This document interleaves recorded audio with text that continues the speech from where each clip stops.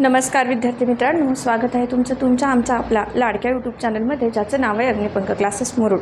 विद्यार्थ्यांनो, आपण काही डेली यूजेस सेंटेन्सच्या वाक्यांचा व्हिडिओ अपलोड करत आहोत की जेणेकरून आपल्या इंग्रजीमध्ये किंवा आपल्या इंग्रजी भाषाशैलीमध्ये बऱ्याच प्रकारात सुधारणा होणार आहे किंवा आपली जी इंग्रजी विषयाची आवड आहे ती पूर्ण होणार आहे किंवा खूप दिवसापासूनची राहिलेली आपली अपूर्ण इच्छा इंग्रजी यायलाच पाहिजे, इंग्रजीचे वाक्य मला यायलाच पाहिजे असं खूप जणांना वाटत असतं. परंतु काही कारणास्तव त्यांना ते जमलेलं नसतं किंवा कुठल्या कारणास्तव त्यांना ते शिकता आलेलं नसतं. मग आता आपली ही इंग्रजी शिकत असताना आपल्याला नाही वयाचं बंधन आहे किंवा नाही कुठं ट्यूशन क्लासेस लावायची गरज आहे. आमचे जे हे व्हिडिओ आहेत ते तुम्हाला यासाठी सपोर्ट करणार आहेत आणि आमचं जे चॅनल आहे ते अगदी फ्रीमध्ये आहे. त्यासाठी तुम्ही आमच्या चॅनलला लाईक शेअर सबस्क्राईब करा आणि आमचे जे व्हिडिओ आहेत ते सतत बघत राहा, इतरांना शेअर करत राहा. बघूयात आजच्या व्हिडिओमध्ये आपल्याला आणखी नवीन काय पाहायला मिळते ते बघूयात. पहिलं वाक्य काय आहे? हॅव सम टी, थोडा चहा घ्या. आपल्याकडे एखादे गेस्ट आलेले असतात, पाहुणे आलेले असतात, आपण त्यावेळेला म्हणत असतो काय घेणार आहे तुम्ही, चहा, दूध, कॉफी अशी म्हणजे आपली परंपराच आहे. आपल्या इंडियन कल्चरमध्ये हे आपलं आहेच का अतिथी देवो भव या वाक्याप्रमाणे आलेल्या पाहुण्यांचं स्वागत करणं, त्यांना पाणी देणं, आसन टाकणं, चहासाठी विचारणं, जेवणासाठी विचारणं ही आपली संस्कृती आहे. आणि ही जी संस्कृती आहे ती खूप सुंदर संस्कृती आहे. हे जे कल्चर आहे ही जी परंपरा आहे ती अगदी पूर्वीपासून आलेली आहे आणि आजच्या पिढीतही हे खूप चांगल्या प्रकारे जपलं जातं. घरात असो बाहेर असो, आपले गेस्ट असतील, आपल्याला भेटले, कोण आपले जुने नातेसंबंध असतील, मित्रमैत्रिणी असतील, आपण एकत्रित आलो की काहीतरी खाणं पिणं अशा काही गोष्टी चालतच असतात. मग आपण एखाद्याला चहा घेणार का असं जर विचारायचं असेल किंवा असं ज्या वेळेला विचारतो तर त्यावेळेला आपण हॅव सम टी, थोडा चहा घ्या असं विचारू शकतो. त्याच्यानंतर दुसरं जे वाक्य आहे ते आहे नो युअर फ्युचर, तुझं भविष्य जाणून घे. आता तुझं भविष्य जाणून घे हे जे आहे हे कुठल्या अंधश्रद्धेवर डिपेंड नाही आहे किंवा मग कुठल्याही म्हणजे ज्योतिषाकडे जाऊन आपल्याला एखाद्याला सांगायचं नाही आहे की इथं ज्योतिष आहे, जा तू तुझं भविष्य काय ते जाणून घे. तर या पद्धतीचा टिपिकल विचार न करता आपण काय तुझं भविष्य जाणून घे म्हणजे नेमकं काय, तर जे काही तू एज्युकेशन घेतो आहेस किंवा जे काही तू कुठल्या बिझनेसच्या मार्गाने चाललेला आहेस, हा बिझनेस जो आहे तो सक्सेसफुली होणार आहे का किंवा तू याच्यामध्ये किती पारंगत आहेस किंवा तू यामध्ये किती वेळ देऊ शकणार आहेस आणि या सगळ्यामधून तुझं तर तुझ्याबरोबर तुझ्या घरच्यांचं फ्युचर काय आहे. तर या पद्धतीचं बिझनेस माइंडने आपण एखाद्याला विचारू शकतो तुझं भविष्य जाणून घे. नाही तर आपण तुम्हाला असं नको वाटायला की एखादा ज्योतिष आला आहे तिथं बसलोत आणि आपण म्हणतोय काय अरे जा तुझं भविष्य जाणून घे, तर नसल्या थोतांडावर बिलकुल विश्वास ठेवायचा नाही. जे काही भविष्य असतं हे भविष्य आपण आपलं भविष्य स्वतः घडवत असतो. त्या पद्धतीने फक्त वाटचाल करण्यासाठी सपोर्टेबल माणसं आपल्याजवळ अवतीभोवती असणं खूप गरजेचं आहे. आपले मित्र असतील, मैत्रिणी असतील, आपले घरच्या असतील, नातेवाईक असतील किंवा प्रत्येक सपोर्टेबल व्यक्तीच्या मागे कोणाचा तरी हात असतो हे म्हणतात ते खरं आहे. तसं आपल्या प्रत्येक सक्सेसच्या पाठीमागं कोणतरी असतं, इनडायरेक्टली कोणतरी असतं आणि त्या व्यक्तीमुळे आपण सक्सेस झालेलो असतो. मग सक्सेस तुझं भविष्य जाणून घे असं जर एखाद्याला बोलायचं असेल तर आपण त्याला म्हणू शकतो का नो युअर फ्युचर, तुझं भविष्य जाणून घे. मला कंटाळा आला आहे, आय एम बोर्ड, मला कंटाळा आला आहे. खूप जनरल वाक्य आहे. आपण थकून आलेलो असतो किंवा खूप तेच काम करून आपल्याला वैताग आलेला असतो, कंटाळा आलेला असतो. आपण नेहमी सहज बोलून जातो की नाही अरे आज माझी बिलकुल इच्छा नाही आहे काही करण्याची, मला खूप कंटाळा आला आहे. किंवा तुम्ही ऑफिसवरून थकून घरी गेलेले आहेत किंवा बाहेरच्या कामात वैतागून घरी गेलेले आहेत किंवा घरकाम दिवसभर तुम्हाला खूप आहे त्यामुळे तुम्ही वैतागलेले आहात आणि तुम्हाला कोणीतरी सांगते की मम्मा चल बाहेर जाऊ, आई बाहेर जाऊ किंवा बाहेरचं थोडंसं काम आहे ते पहिलं करून येऊ. मग त्यासाठी वेळ आहे, आणखीन ते उद्या परवा केलं तरी चालतं. ह्याची कल्पना जर तुम्हाला असेल तर तुम्ही सांगू शकता थकला असाल तर की नाही आज मला खूप कंटाळा आला आहे, मी बोर झालेलो आहे, त्याच्यामुळे मला काही नको. हां, पण जर तेच काम खूप महत्त्वाचं असेल आणि तुम्ही किती जरी थकलेले असाल तर तुम्ही पटकन निघायला पाहिजे, हे सुद्धा तेवढंच महत्त्वाचं आहे. तर जर तुम्हाला कंटाळा असेल तर आला असेल तर तुम्ही हे बोलू शकता की आय एम बोर्ड. त्याच्यानंतर आय एम नॉट लायर, मी खोटारडा नाही. आता काही गोष्टी अशा असतात की आपण 100 वेळा पटवून सांगत असतो की हे नाही आहे किंवा जे बघितलं आहे, जे ऐकलं आहे किंवा जो समज तुझ्या मनामध्ये आहे तो कम्प्लिटली तसाच नाही आहे. तर आपण कोणाबद्दल गैरसमज करून घेत असतो, मग त्या गैरसमजापोटी आपण एखाद्याला त्रास देत असतो, चिडवत असतो, टीज करत असतो नेहमी.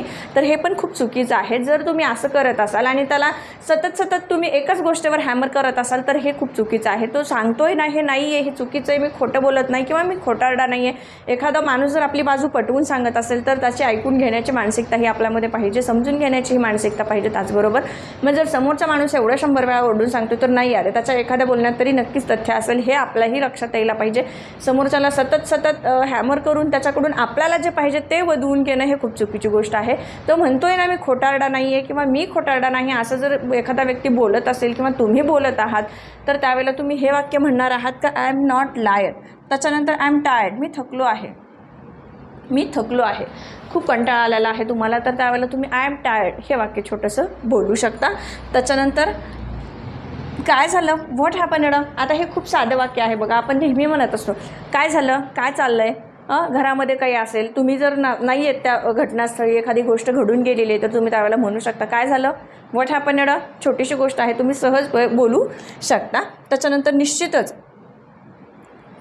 सर्टनली, निश्चितच, हो, हे बरोबर आहे की या पद्धतीनं याच पद्धतीनं असं हे बोलायला पाहिजे किंवा हे जे आहे ते बरोबर आहे, हे निश्चितच असंच आहे, असं जर तुम्हाला एखाद्याला बोलायचं असेल तर तुम्ही छोटंसं वाक्य बोलू शकता. त्याच्यानंतर आहे डोंट स्टॉप, थांबू नकोस. तू जे काही बिझनेस करतोय, जे काही तू करत आहेस ते खूप योग्य आहे, खूप म्हणजे योग्य दिशेने तुझी वाटचाल चालू आहे, तर तू काय कर, याच पद्धतीने याच मार्गावरून चाल तू, असं म्हणजे इथं थांबू नकोस. आता जर तू इथं थांबलास तर तुझं फ्युचर जे आहे तू खूप अंधारात जाणार आहे. अगोदरच तुला खूप उशीर झालेला आहे, त्यामुळे आता जे काही वाटचाल केली, भांडवल गुंतवलेलं आहे, तर हे खूप एकदम करेक्टली आहे. त्याच्यामुळे तू काय कर, तर निवांतपणाने हे कर, थांबू नकोस इथं, असं जर बोलायचं असेल तर डोंट स्टॉप. त्याच्यानंतर एन्जॉय लाईफ, जीवनाचा आनंद घ्या. लाईफ जे आहे, जगत असताना माणसाच्या लाईफमध्ये खूप सगळे प्रॉब्लेम येत असतात. मग याचा अर्थ असा नाही की त्याच प्रॉब्लेमला धरून आपलं जे काही आयुष्य आहे ते म्हणजे विस्कळीत करून टाकायचं किंवा आपलं जे काही आयुष्य आहे ते उगीचच रडूबाईसारखं घालवून टाकायचं. हे लाईफ जे आहे ते परत येणार नाही. जीवनाचा आनंद हा माणसाला घेताच यायला पाहिजे. अगदी छोट्या छोट्या गोष्टींमधून तुम्ही सुख शोधा. जर तुम्ही म्हणजे तुमच्या समोर आहे सुख, पण ते सुख न घेता तुम्ही जर मोठ्या सुखाची अपेक्षा करत आहात तर जे छोटं सुख तुमच्यासमोर ओंजळीत पडलेलं आहे ते सुखसुद्धा तुम्ही नक्कीच त्याच्यापासून वेगळं होणार आहेत, अलिप्त होणार आहेत, आणि हे खूप चुकीचं आहे.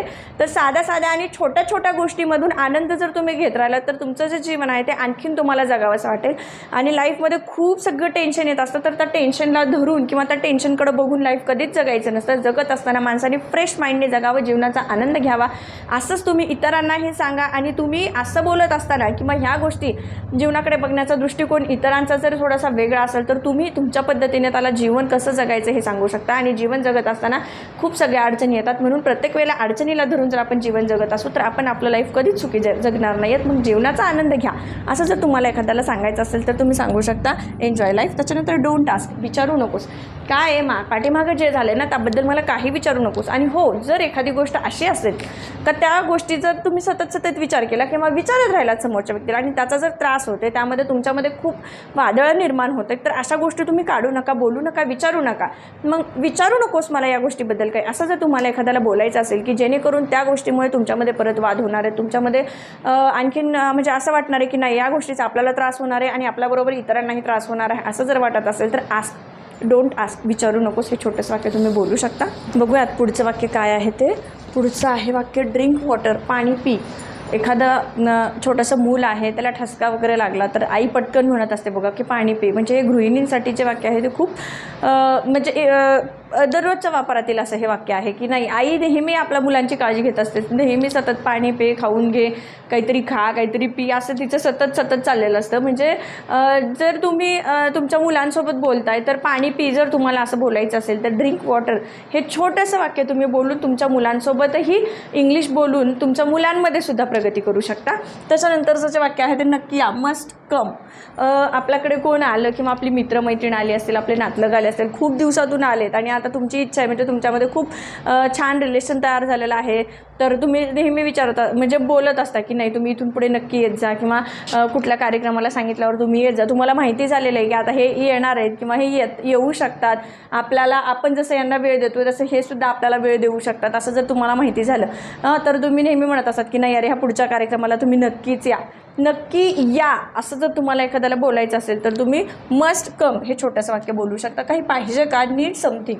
आपल्या घरातच समजा आई बाबा काही शोधत आहेत, तुम्ही तुमच्या रूममध्ये बसलेले आहेत, तुम्ही अभ्यास करत आहेत, बाबा येत आहेत, काहीतरी शोधत आहेत, बाबांना काहीतरी पाहिजे, एखादं पुस्तक वगैरे तुमच्या पुस्तकातलं, किंवा तुमच्याकडे भरपूर पुस्तकांचा साठा आहे, त्याच्यात एखादी कथा कादंबरीचं पुस्तक आहे आणि ते बाबांना बसून रिकाम्या वेळेत वाचण्यासाठी पाहिजे, तर ते येऊन तुम्ही स्टडीमध्ये आहेत हे बघून काय तुम्हाला विचारतच नाही आहेत, मग ते काहीतरी शोधतायत असं तुम्हाला दिसतंय.